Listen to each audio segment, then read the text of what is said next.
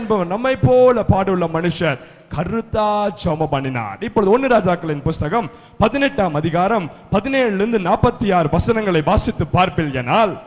வேதம் சொல்கிறது, எலியா தீர்க்கதரிசி நேராக வந்து நின்று கீலேயாத்தின் குடிகளில் திஸ்பியனாகி எலியா ஆகாபை நோக்கி தன்னெல்லாம் இன்ட்ரோடியூஸ் பண்ணிட்டு ஒபதியா பார்த்து சொல்றார், ஆகாப் கிட்ட போய் சொல்லு, ஒரு கான்டெஸ்ட் நம்ம வச்சுக்கலாம். ஆகாப் முன்னாடி வந்து நிற்கிறார் எலியா வந்து நின்று, ஆகாபே ராஜாவே, நம்ம ஒரு கான்டெஸ்ட் வச்சுக்குவோம், நம்ம ஒரு கேம் வச்சுக்குவோம்.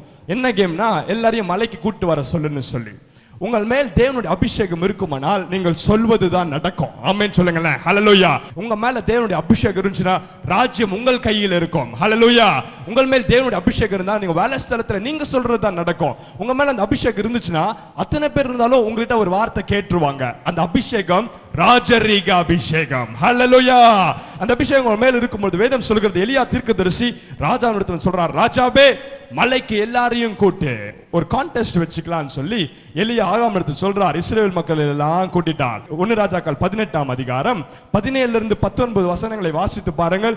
இஸ்ரவேல் மக்கள் எல்லாரும் அந்த இடத்துல, பாகாலின் மக்கள் எல்லாரும் அந்த மலையின் மேல் வந்தார்கள். 18ஆம் அதிகாரம் 17 46 அந்த இடத்துல பாத்தீங்கன்னா இத்தனை பிரச்சனைகள், இத்தனை போராட்டங்கள். எலியா வந்து சொல்றார், இந்த இடத்துல நம்ம ஒரு காரியத்தை வைத்துக் கொள்ளலாம், இந்த இடத்துல கர்த்தர் தெய்வம் என்பதை நிரூபிக்கும்படிக்கு. ஹல்லேலூயா சொல்லுங்களேன். இந்த கான்டெஸ்ட் பத்தி பேச போறோம். 2 காரியம் இன்னைக்கு. ஒன்னு ஜெபம் பண்ணினார், அக்கினி இறங்கினு.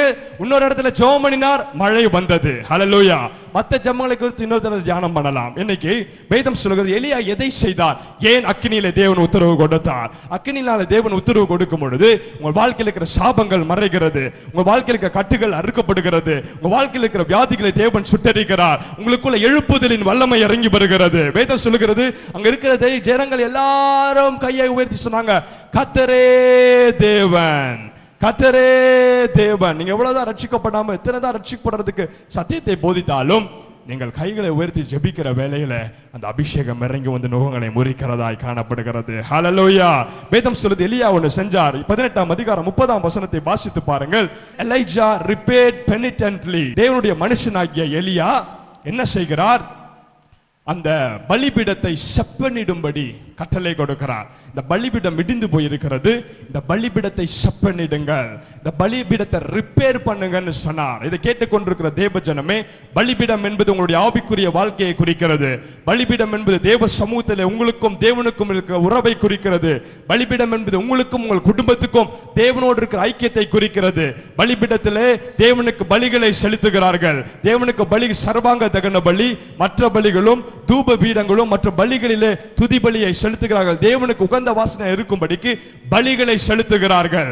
எலியா தீர்க்கதரிசி வந்து முதலாவது ஒரு ஜெபம் கேட்கப்பட்டதுக்கு முக்கியம், அவர் வந்து அந்த ஆல்டரை ரிப்பேர் பண்ணினார். ஹல்லேலூயா சொல்லுங்களேன். ஒருவேளை நம்ம ஜெபம் கேட்கப்படாததுக்கு காரணம் உங்க வாழ்க்கை இன்னும் ரிப்பேர் பண்ணப்படாமல் இருக்கலாம். ரிப்பேர் என்றால் வேதம் சொல்லுகிறது, எபிரேயர் 13ஆம் அதிகாரம் 15ஆம் வசனத்தை வாசித்து பாருங்கள். எபேசியர் 6ஆம் அதிகாரம் 18ஆம் வசனத்தை வாசித்து பாருங்கள். நாம் எல்லாரும் தேவனுக்கு பலிகளை செலுத்துகிறோம். என்ன பலிகளை செலுத்துகிறோம்? ஜெப தூபங்களையும் விசுவாச அறிக்கைகளையும் மற்றும் துதி பலிகளையும் செலுத்துகிறோம். வேதம் சொல்லுகிறது, இப்படிப்பட்ட பலிகள் தேவனுக்கு முன்பாக செலுத்தப்படுகிறதுக்கு முன்பு நம்முடைய சபைகள் திருத்தப்பட வேண்டும், நம்முடைய வாழ்க்கைகள் திருத்தப்பட வேண்டும், நம்முடைய ஜீவியம் மாற்றப்பட வேண்டும். உங்களுக்கும் தேவனுக்கும் நடுவா இருக்கிற ரிப்பேர் ஆயிருக்கிற பலிபீடம் சரி செய்யப்பட வேண்டும். அப்பொழுது தேவனை ஸ்பிரிச்சுவல் டிஸ்பேர்னு சொல்வாங்க, டிஸ்ரிப்பேர், ஸ்பிரிச்சுவல் டிஸ்ரிப்பேர். இந்த இடத்துல நம் வாழ்க்கையில் இருக்கிற பலிபீடங்களை, பலிபீடத்தில் தேவனுக்கு பிரியமில்லாதவைகளை கர்த்தர் சரி செய்ய விரும்புகிறார். ஹல்லேலூயா சொல்லுங்களேன். ஒருவேளை பிசாசின் மூலமாக எனிமீஸ் அந்த பலிபீடத்தை ஏன் எலியா செப்பனிட்டு இருப்பார்? தகர்ந்து போன பலிபீடத்தை செப்பனிட்டார். ஒருவேளை இஸ்ரவேல் மக்களுக்கு விரோதமாக இருந்த மக்கள் அல்லது எதிராளிகள், பாகால் வணக்கத்தில் இருந்தவர்கள் ஒருவேளை அந்த பலிபீடத்தை நொறுக்கி போட்டிருக்கலாம்.